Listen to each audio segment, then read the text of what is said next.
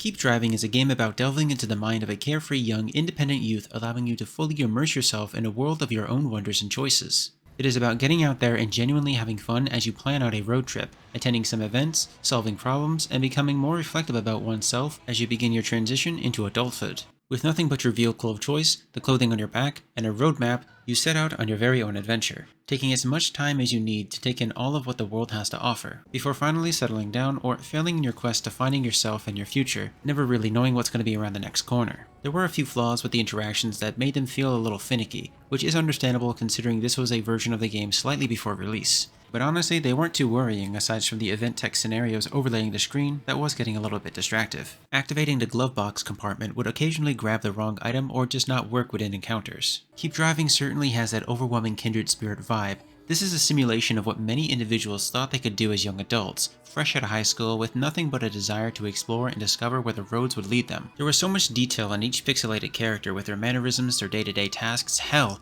even the gas pump minigame in which you try to save as much money as you can, tapping off that last percentage to satiate your OCD and to be able to both afford food and repairs and also to have enough gas for the next town over in hopes that you will be able to do some manual labor jobs or even go on hiking trails that will help fund your adventurous spirit. There isn't a right way or a wrong way to play because you are ultimately in control of all of your actions.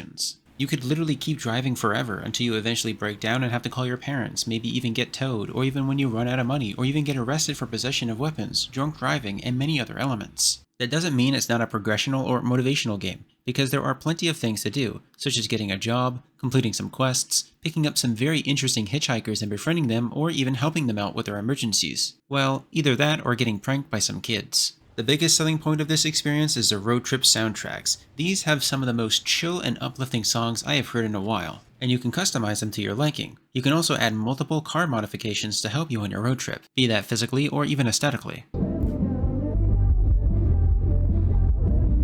You'll definitely want to be prepared and plan ahead of time, taking a combination of back roads and highways and also equipping your car with an extra tire and the tools to replace it at any ideal moment. Though I do have to say that currently the aspects do feel overpowered, such as the crowbar's ability to take away so many encounters, which are events set up along your path that are there to slow you down or to end your trip indefinitely. I feel like it would be a lot better and more difficult if there were more interactive features like this, but for different occasions that you would have to mix and match together to get the best results. Using the crowbar as that example, you can currently use it to access the back streets of cities and their fenced-off areas, abandoned cars, boxes and suitcases, abandoned huts, and so on. Now let's take one of the hitchhikers, the punk for example. He has a very good dog that once fully befriended becomes yours, and then you can use it to clear out dog encounters in the back alleys of these cities. While it does take a little bit longer to unlock, the reward is so much more rewarding. I just hope that there's going to be a lot more interactions like that. Encounters are rather straightforward to understand. While you're driving your vehicle, you will run into events, which are rather interesting once you understand the mechanics a little bit more.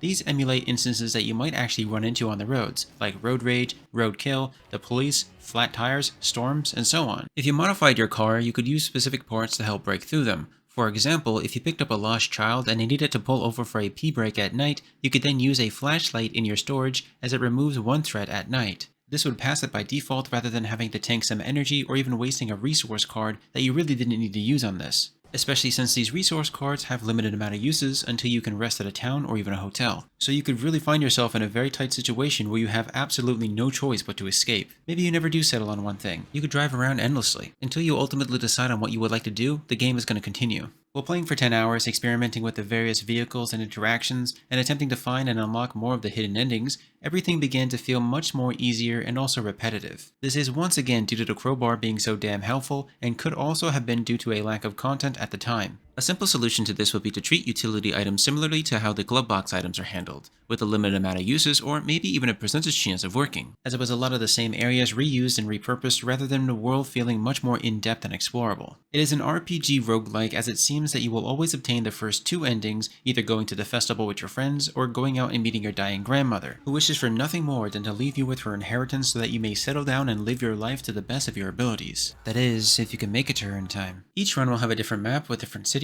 and certain encounters, alongside the same hitchhikers with passive effects that will aid you with the encounters, and of course their own special resource cards if you stick with them long enough. You don't really have to pick up hitchhikers, but getting to know people is very fun and introspective. In the meantime, sit back and relax with some of the music, pull out your map, check your calendar, and plan your time accordingly. That is the best thing about this game. It's so chill about everything you do. You can take your time, there's no need to rush through it. There's no starvation, dying, or any form of failure other than running out of gas or fuel and totaling your car and becoming stranded if your parents are unable to assist you, in which case it would be game over. Now I know what you might be thinking. Playing for a few hours and then failing and then having to start over from the very beginning sounds very tedious. Fortunately, the developers grant the option to retain your current vehicle and all of the upgrades, making it much more of a pleasant transition if you do wish to start again, and believe me, you will definitely have a genuine desire to do so. If you're looking for an atmospheric experience in which you can completely immerse yourself and feel true freedom as you drive over long stretches of road on your own personal road trip of discovery, Keep Driving will quite literally keep you motivated to do so. This is the type of game that if picked up by a modding community could become one of the best long-term games to play through and experience, and I really do hope it becomes a reality. You don't realize how much potential it actually feels like it's wasting until you're craving for bonus content or DLC.